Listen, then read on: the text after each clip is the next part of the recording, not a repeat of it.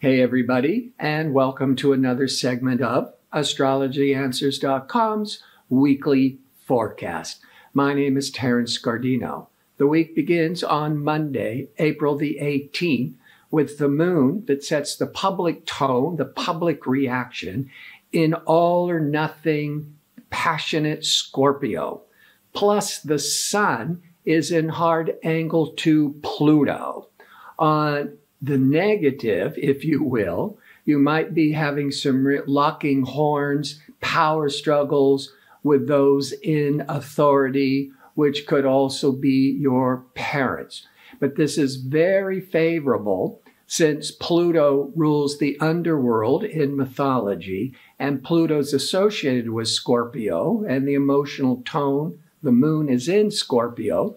This could also be very favorable for pulling into the underworld, studying, researching, ideal for counseling, profound, in-depth conversations, a great time for an astrology reading.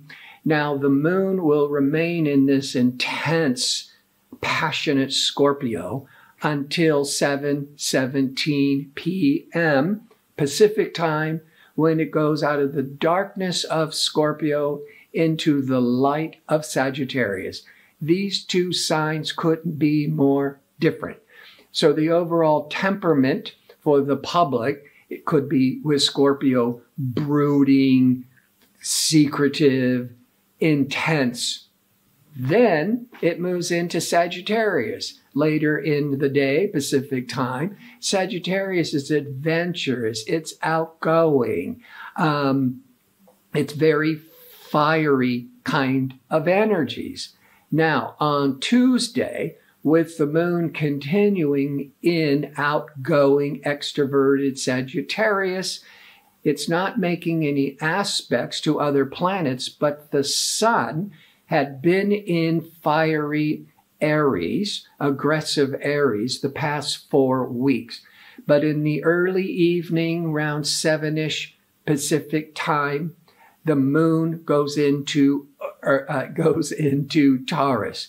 These energies couldn't be different because Aries is impatient, it's assertive, it's ambitious, it's aggressive, it wants to initiate new projects. So we're all fired up. But when the sun goes into Taurus for the next 4 weeks, Taurus is more steady energy, calming energy. Usually, in a general sense, this is trying to ground and make money from all the enthusiasm and new projects that the public was trying to get going when the sun was in Aries. Now, on Wednesday, the moon, continuing in Sagittarius, will be in a stressful angle to nebulous, foggy Neptune from about 11 a.m. to about 1 p.m. approximately Pacific Standard Time, or Pacific Daylight Time. And that emotionally we might be feeling moody, out of sorts, distracted, not a good time for making important decisions, having business meetings.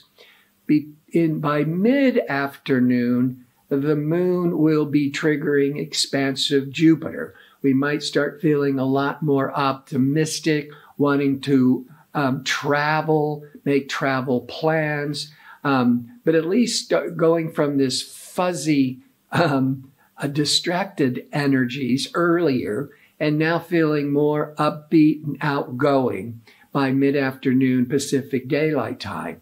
At 1:57 p.m.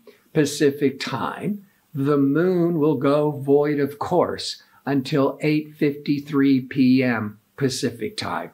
Talk about this every week. The moon is in a sign every 2.5 days.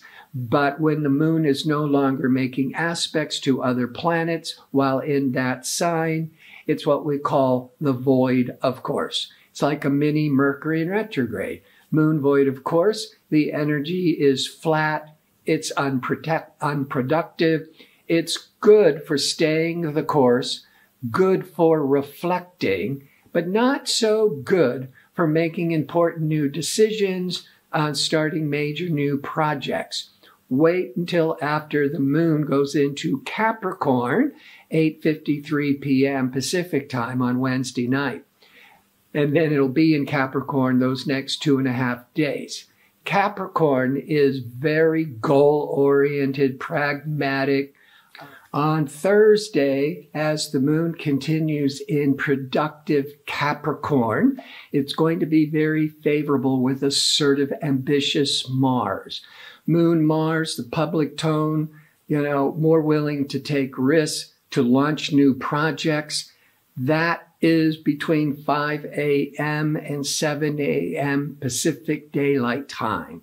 On Friday, as the moon continues in Capricorn, it's going to be very favorable with inspired, creative, charitable Neptune, early afternoon Pacific time, and then by late afternoon, between 5 and 7 p.m. Pacific Daylight Time, the moon will be in harmony with expansive, optimistic Jupiter. Moon, Jupiter, and we're going into a Friday evening. It's great for socializing, but also going to parties. It's also really great for starting to think about making long-range plans, especially travel plans with Jupiter. Saturday, we wake up and the moon is in Aquarius.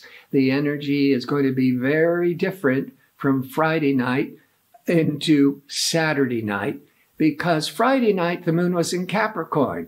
Capricorn is very conventional, traditional, wants to do the tried and the true, feeling more grounded and realistic. On Saturday through Sunday, the moon that sets the public tone is in unconventional Aquarius. Aquarius is quirky. It looks to the future, and in astrology, Aquarius rules group activities and friendships. Now, there's no other planetary events on Saturday, so overall, it's very favorable for just hanging out with friends, and individually, you might be really thinking about your future. On Sunday, with the moon continuing in Aquarius, Mercury, decision-making, communication Mercury, will be blocked by restricted, limiting Saturn. That's going to be about 7 a.m. to 9 a.m. Pacific Daylight Time. That when Mercury is difficult with Saturn, communications may be more strained, more blocked. You might mentally, your mind, Mercury, you might be looking at life more pessimistically. Fortunately, this heavy time mentally is only for an hour or two. By later in the afternoon Pacific time, now the Mercury will be in harmony with inspiring, visionary, creative Neptune. So early in the day, we're a little bit more heavy with our thoughts and beliefs. Later in the day, we're feeling more inspired and upbeat. The moon will also go void, of course, about 5:34 p.m. Pacific time into Monday, 3:15 a.m. Pacific time. And with the moon in void, of course, and it's Sunday evening, it's best to just rest, relax, reflect on your week. Don't start anything new. Don't be thinking about any important new decisions. Just, if you are, just reflect on it. Don't act on it. Before I sign off, I want to remind you I'm available for a one-question offer for a nominal fee. If you'd like to order it, just go to the home page of astrologyanswers.com and look for the tab labeled Advisors. Click on it, scroll down until you find my name, and follow the instructions. I want to thank you for tuning in. I hope to see you next week with my next segment. Until then, be safe and well.